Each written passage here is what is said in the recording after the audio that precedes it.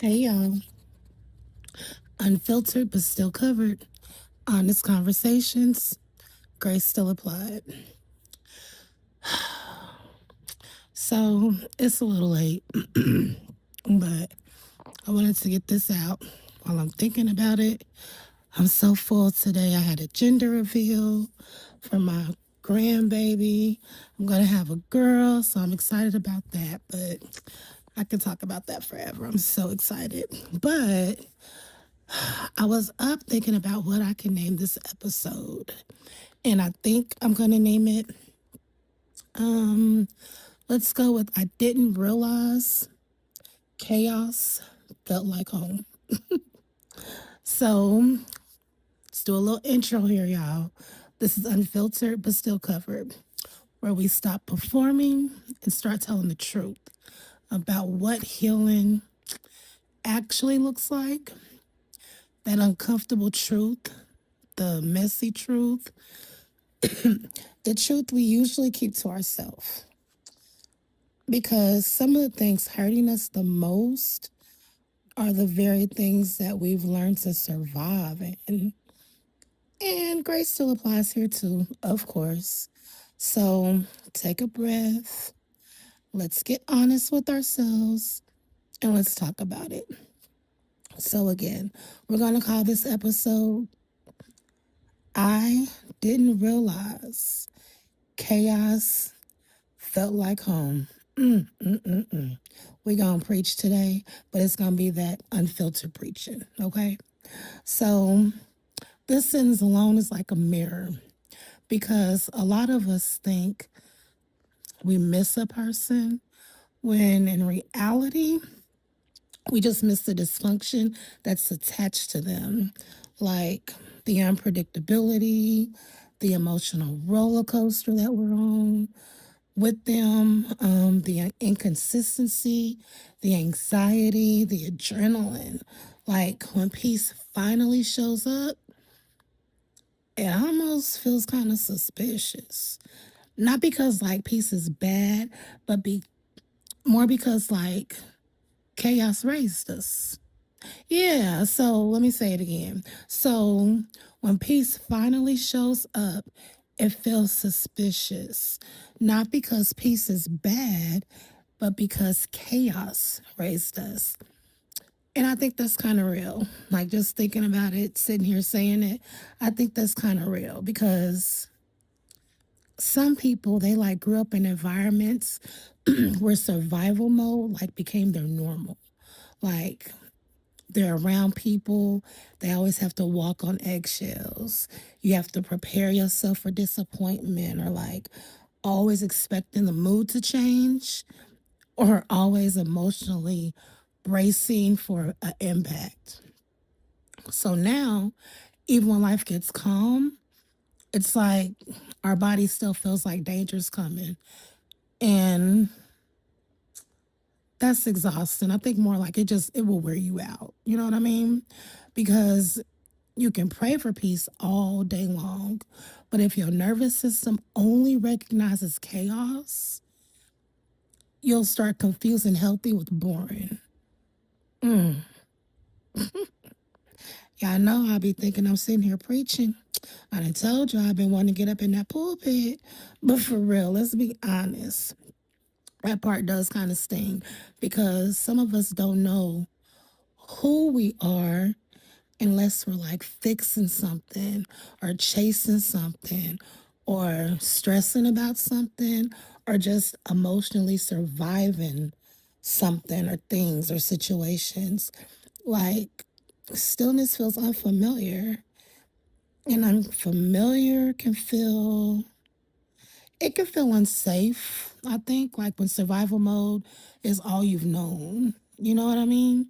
Like that stillness, like everything's quiet, everything's good. That's like, I don't think I felt too comfortable here. But I think what changed my perspective was when I realized that some people don't actually miss the pain, or I don't miss the pain. I just miss what became familiar. Listen. So I'm probably talking to myself more. I probably use this podcast for more of a diary than anything else, but it's like because familiar pain can feel safer than unfamiliar peace. Because, like, with chaos, I already know what to expect. You know what I mean? Like, I already expect people to hurt me or people to walk away. Just the mess of whatever that mess is and whatever that mess looks like, because at least with dysfunction you already know how to survive it, right?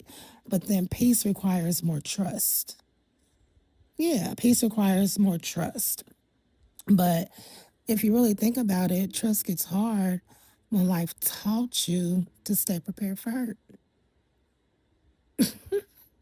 Listen, you know how I'm gonna do. Run it back. Trust gets hard when life taught you to stay prepared for hurt. And honestly, for real, I think that's why so many people self sabotage healthy situations. Not because they want toxicity, but because healthy situations expose how unhealed we still are. Okay. And so many of us are unhealed because, see, toxic environments, they do keep you distracted because there's like, sorry, y'all, something's in my eye, but they do keep you distracted because it's like there's always another argument. There's always another misunderstanding, an emotional fire to put out. But like a healthy environments get quiet and get comfortable. And when life gets quiet, you can finally hear yourself. You can hear your fears. You know what's going to trigger you. You're overthinking those abandonment wounds, your insecurities, your anxiety. Because even now, you know what I mean? Like, I have a lot of anxiety. I can't fake. And instead of like sitting with those feelings, sometimes we create chaos just to avoid facing ourselves, right? And it's kind of like a messy truth. Like, sometimes we start arguments because peace feels unfamiliar, or sometimes we overthink healthy love because consistency can feel suspicious. Is that a, yeah, suspicious? Or sometimes we pull away from good people because we're waiting for them to become the person who hurt us before. Mm-mm-mm-mm. How many good people, like, have you just walked away from because you were expecting something bad that they had nothing to even do with? Ain't got nothing to do with them. That's the baggage from whatever the other situation was. And this is not just in intimate relationships. Well, intimate relationships can also be friendships, whatever. But this, just think relationships, period. And if we're honest, a lot of us have tested people who never gave us a reason to fail the test. Yeah, that's called conviction. But it's cool. It's cool. It's cool. It's cool. Grace still applies. Don't even worry about it. We just gonna keep going. We gonna keep going. Because survival habits don't make you weak. They make you human. I think the problem is survival habits that protected you in one season can start hurting you in another. That's why it's really, really important that we start healing. Not perfection or not like being perfect, just healing old wounds instead of leaving them open and just, I won't even say placing a band aid on it, because do we really even do that? Like, we just pour a little alcohol on it and it burns. And then we're just going to the next situation, go, you know what I mean? Like, come on. Because eventually you have to teach yourself that everybody isn't coming to destroy you. Everybody isn't about to leave. Every calm moment isn't secretly a setup for pain. And let's be for real, keep it 100. That's going to take some time. And even like, if chaos is your normal, It's probably gonna take some years. Let's be for real. Let's keep it 100. You know what I'm saying? It's gonna take you a long time. And then let's talk about how this even affects like our relationship with God sometimes. Because that's what this is. You know what I mean? Because some people pray for peace, but panic the second life slows down. When you start getting the peace you prayed for, it's like, oh my God, what is this? Some people pray for a healthy love, then feel uncomfortable when somebody actually treats them right. You know what I mean? You're so used to being hurt, to being broken, to being cheated on, to being treated wrong and scandalous that you expect everybody to do that. Or people pray for stability, then miss the emotional highs and lows they used to complain about. Wait, what? So you mean to tell me you wanted the stability, but then you still in the negative, like, yeah, but I remember whoop de whoop whoop wop. Come on now, because healing sounds beautiful until it starts feeling unfamiliar because you're used to the chaos. Is that another repeat moment? Oh, clock that T. Y'all hear my nails? Clock that T. Because healing sounds beautiful until it starts feeling unfamiliar.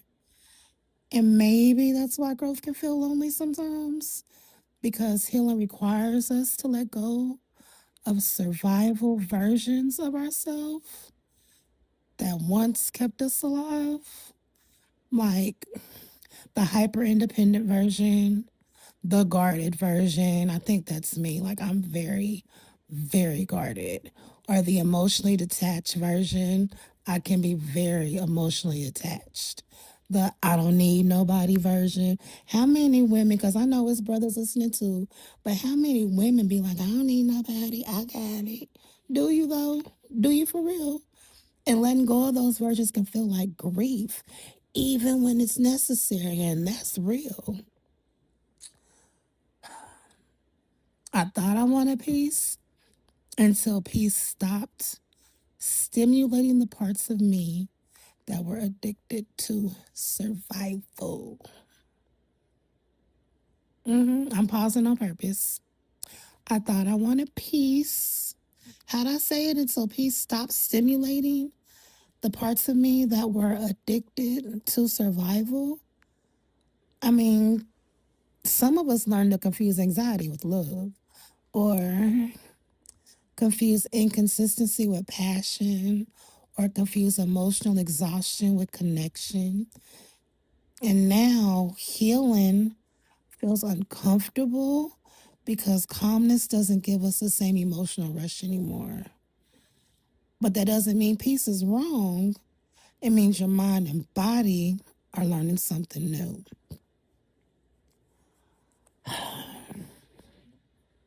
But what does that like really, really look like for you? So have you been feeling like uncomfortable in healthy spaces lately? Maybe it's not because something's like wrong. Maybe it's because healing is introducing you to a version of life that your survival mode never experienced before. Or a version where you don't have to constantly brace for pain, or where love doesn't require suffering, or a version that peace doesn't feel temporary. I mean, the strongest thing you'll ever do, will ever do, I'll ever do is stop calling chaos home. Especially when you don't live there no more. When new doors start opening up and God starts showing you something different and He's moving furniture to bigger rooms and bigger spaces, but you keep going back to this other room with the old furniture that's outdated. Stop playing. Knowing it's time to grow, knowing seasons have changed. It's okay to let go of the past and brokenness, and it's okay to be peaceful, to be okay, to be comforted. don't know, y'all. That's just my opinion, I guess. I don't know. I hope it hits somebody though. You know what I'm saying? Like, I understand where I'm coming from.